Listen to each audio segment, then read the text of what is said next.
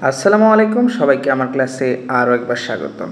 আজকে তোমাদের সাথে আলোচনা করব এসএসসি দিনাজপুর বোর্ড 2024 সালের ট্যাগ কোশ্চেন নিয়ে।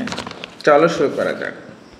তোমাদের জন্য প্রথম সেন্টেন্স যেটি আছে, none can solve this problem. দেখো, এই সেন্টেন্সে অক্সিলিয়ারি ভার্ব ক্যান আছে, তো এটাকেই আমরা ট্যাগ কোশ্চেনে বসিয়ে দেব। এবং সেন্টেন্সে নান আছে, যেটা একটা নেগেটিভ ওয়ার্ড, নাবোধক অর্থ প্রকাশ করে। এই জন্য ক্যানের সাথে আর নট দিব না। এবার আমাদের সাবজেক্ট দিতে হবে। সেন্টেন্সে খেয়াল করো, শুরুতেই আছে নান। সেন্টেন্সের শুরুতে সাবজেক্ট হিসাবে নান, এভরিওয়ান, সামওয়ান, এনিওয়ান ইত্যাদি থাকলে ট্যাগ কোশ্চেনের সাবজেক্ট হয় দে। এবার আসি দ্বিতীয় সেন্টেন্স, এভরিবডি হেটস দ্যাম। এই ট্যাগ কোশ্চেন করার সময় আমরা শুরুতেই সাবজেক্ট বসাবো। আর সাবজেক্ট কেন শুরুতে বসাচ্ছি সেটা তোমরা একটু পরেই বুঝতে পারবে। তো এই সেন্টেন্সের শুরুতেই এভরিবডি রয়েছে, যার জন্য ট্যাগ কোশ্চেনে সাবজেক্ট হয় দে। এবার আমাদের ভার্ব বসানোর পালা। তো সেন্টেন্সে অক্সিলিয়ারি ভার্ব নেই। সেন্টেন্সে যে ভার্বটা আছে হেডস, তার সাথে অ্যাস যুক্ত আছে। সেন্টেন্সে অক্সিলিয়ারি ভার্ব না থাকলে আর সেন্টেন্সে থাকা ভার্বের সাথে অ্যাস যুক্ত থাকলে সেটার জন্য ডাজ ব্যবহার হয়।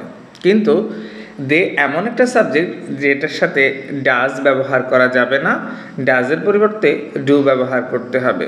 তো আমরা এখানে ডু ব্যবহার করব।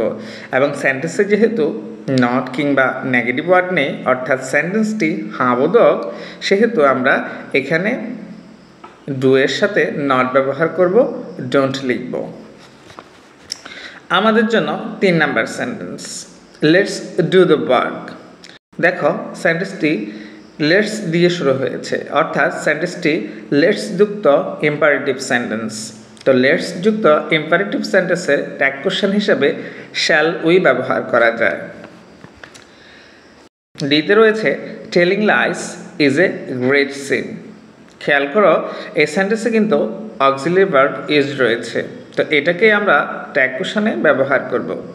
যেহেতু সেন্টেন্সটি অ্যাফার্মেটিভ, নাবোধক কোনো শব্দ নেই, সেহেতু আমরা ইজের সাথে নট ব্যবহার করব, অর্থাৎ এজেন্ট। এবার আমাদের সাবজেক্ট দিতে হবে। তো সেন্টেন্সের সাবজেক্ট যেটা রয়েছে টেলিং লাইস, অর্থাৎ মিথ্যা বলা। তো এটা সিঙ্গুলার, তো এটার জন্য আমরা ইট বসাবো। আমাদের শেষ sentence, E how nice the bird is. এটি একটি এক্সক্লেমেটরি সেন্টেন্স, যেটার সাবজেক্ট এবং ভার্ব রয়েছে একদম শেষের দিকে। দেখো, এই সেন্টেন্সেও অক্সিলিয়ারি ভার্ব ইজ রয়েছে, এটাকে আমরা ট্যাগ কোশ্চেনে সরাসরি ব্যবহার করব। এবং সেন্টেন্সটি যেহেতু হাবোধক, আমরা এই সেন্টেন্সে ট্যাগ কোশ্চেন করার সময় নট ব্যবহার করতে হবে, অর্থাৎ এজেন্ট। আর সাবজেক্ট হিসেবে রয়েছে দ্য বার্ড। দ্য বার্ড এটা সিঙ্গুলার, কে বোঝাচ্ছে, সেজন্য আমরা ইট ব্যবহার করব। তো এই ছিল দিনাজপুর বোর্ড 2024-এর ট্যাগ কোশ্চেন নিয়ে আলোচনা। দেখা হবে অন্য কোনো ভিডিওতে অন্য কোনো বিষয় নিয়ে। সে পর্যন্ত আল্লাহ হাফেজ।